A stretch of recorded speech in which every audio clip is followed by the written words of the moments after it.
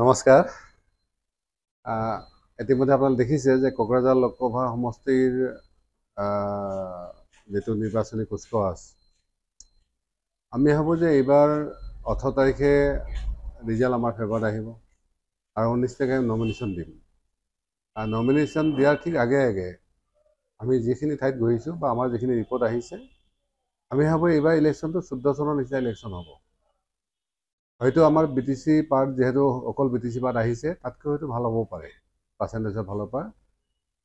আমি যিমানখিনি মানুহৰ কথা পাতিছোঁ সকলোৱে কৈছে যে যেহেতু নৱশৰণীয়া বিগত 10 বছৰ আমাক MP হিচাপে পাইছে, আমি অহাৰ আগলৈকে যিমানবিলাক MP আছিল তাৰ কোনো নামগন্ধ নাই।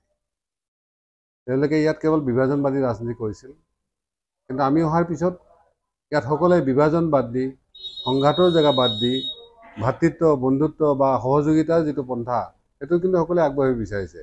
আৰু বিশেষকৈ বুলেটৰ পৰা EVM-লৈকে এই যিটো আমাৰ যাত্ৰা এইটো খুবেই কণ্ঠকানী যাত্ৰা আছিল। আপোনালোকে দেখিছে 14 চনৰ আমি ইলেকশ্যনৰ কেম্পেইনৰ সময়ত আমি বহু সাৱধানতাৰে বা এনেকুৱা কিছুমান ঘটনা ঘটি গৈছিলে য'ত আমাৰ মানুহ নিহত হ'ব লগা হৈছিলে। মই ভাবোঁ আজি আমি খুব ভাল ফিল কৰিছোঁ আৰু ৰাইজেও ফিল কৰিছে যে নিশ্চিতভাৱে নৱৰণীয় থকাৰ পিছত আজি এনেকুৱা পৰিস্থিতি হৈছে। এই পৰিস্থিতি হোৱাৰ কাৰণে ক্ৰেডিট মানে আমাৰ BTC ৰাইজৰ ফালে গৈছে। দেখা গৈছে যে BT আৰু 17 বছৰ শাসন কৰিছিল হাগ্ৰামা মহিলাই।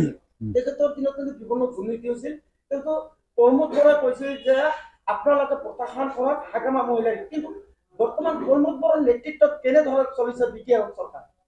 চাওক, এই প্ৰশ্নটো মোক সোধাতকৈ ৰাইজক সুধিলে ভাল আছিল, কিন্তু প্ৰমোদ বৰাৰ আমি এটা কথাই কৈছোঁ যে আমি হাগ্ৰামা মহিলাই সেই যিবিলাক কৰাপশ্যন স্বজন দখন তেওঁলোকৰ সন্ত্ৰাসবাদ উগ্ৰপন্থা তাৰ বিৰুদ্ধে কিন্তু আমি প্ৰমোদ বৰাক আচলতে চিফ বনাইছিলোঁ। আৰু তাৰপিছত ৰাইজৰ যিটো অলপ ধাৰণা তেওঁলোকেও ভাবিছে যে হয়তো হাগ্ৰামাৰ জেগাত প্ৰমোদক অনাৰ পিছত ইমান বেছি কিন্তু ৰাইজৰ লাভ হোৱা নাই, গতিকে সেইটো নিশ্চিতভাৱে BTC ইলেকশ্যনৰ সময়ত এই কথাখিনি আহিব। কিন্তু এইটো ঠিক যে আজিৰ দিনত MP কেণ্ডিডেট হিচাপে এই পিপলৰ লৈ কিন্তু ৰাইজ সন্তুষ্ট নহয়। বিশেষকৈ মই আপোনালোকৰ কথাটো কৈছোঁ যে এই আমাৰ BTC নতুনকৈ এইবিলাক আমাৰ কি কয় কোকৰাঝাৰ সমষ্টিত সোমাই গ'ল ধুবুৰীৰ পৰা, এই পাৰ্টৰ মোটামুটি প্ৰায় 90% মানুহে তেওঁলোকৰ গাঁওবিলাক কিন্তু কৰ্তন কৰাটো বিচাৰিছিলে। তেওঁলোকে BTCৰ পৰা ওলাই আহিব বিচাৰিছিলে, কাৰণ BTCত তেওঁলোকে জানে ভূমি সমস্যা আছে, BTCত স্বজন তচন আছে, BTCত আইন কানুনবিলাক তেওঁলোকৰ ফেভাৰত নাই, BTCত কাম কাজবিলাক ভালকৈ নহয়। কিন্তু তাৰ সলনি ডিলিমিটেশ্যন সেইখিনি আকৌ মানে কোকৰাঝাৰলৈকে সোমাই গ'ল। সেইকাৰণে আমি স্বাগতম জনাইছোঁ হয়, কিন্তু তাৰ লগতে আমি চিন্তিত এই মানুহখিনি সমস্যাখিনি আমি আহি থকা দিনত কেনেকৈ সমাধান কৰিম। আৰু আমি বিশ্বাসী আমি যদি একেলগে থাকিব পাৰোঁ এই সমস্যাখিনি সমাধান কৰিব পাৰিম। মই এইখিনিয়ে বিনম্ৰ আহ্বান যে সময় সমাগত, বহুখিনি ঠাইত আমি গৈ নাপাব পাৰোঁ। বহুতে এতিয়া হয়তো অলপ অভিমান কৰি আছে MP আমাৰ লগত কেতিয়ালৈ আহিব। বিশেষকৈ আমাক যিহেতু এই কেছটোত ফচাই দিলে তাৰ কাৰণে যিখিনি সময় আমি ৰাইজক দিব লাগিছিল সেইখিনি আমি কেছত লাগিব লগা হ'ল। মোৰ লগতে সমগ্ৰ কোকৰাঝাৰবাসী ৰাইজ খাৱন নাই খোৱন নাই এনেকুৱা এটা সমস্যা চিন্তাত আছে। তেওঁলোকে কেৱল আল্লাহ ঈশ্বৰৰ ওচৰত প্ৰাৰ্থনা কৰি আছে যাতে 18 তাৰিখটো ভাল হয় আৰু যাতে 19 তাৰিখটো নমিনেশ্যন দিব পাৰোঁ আৰু যাতে পুনৰবাৰ আমি MP সেইটো কিন্তু ৰাইজৰ চিন্তাত ইতিমধ্যে সোমাই গৈছে।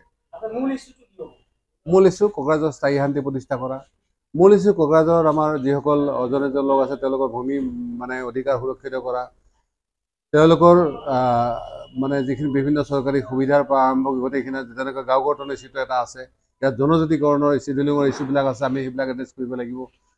তাৰ লগতে ইয়াত আপোনালোকে দেখিছে যে ভূমিৰ কথাটো এইকাৰণেও শেহতীয়াভাৱে মানে প্ৰমোদ বৰা ডাঙৰীয়াৰ নেতৃত্বত প্ৰায় 15,000 লোকক পট্টা দিয়াৰ ব্যৱস্থা হৈছে, কিন্তু তাৰ ভিতৰত আদিবাসী 2জন আমাৰ পৰিছে, তাৰপিছত কাৰোৱে পৰা নাই।